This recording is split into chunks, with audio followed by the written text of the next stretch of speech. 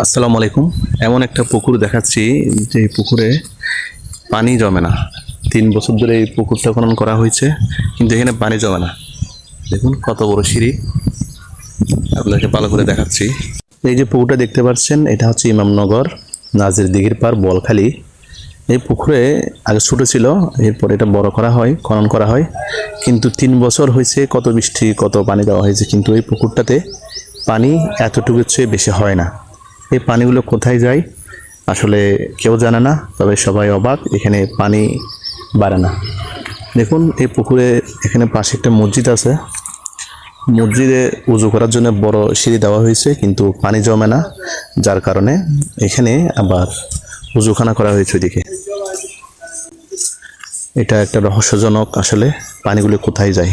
এত বড় পুকুর কিন্তু পানি জমে থাকে না, পানিগুলো কোথাও উদয় হয়ে যায়। ভিডিওটি ভালো লাগলে শেয়ার করুন।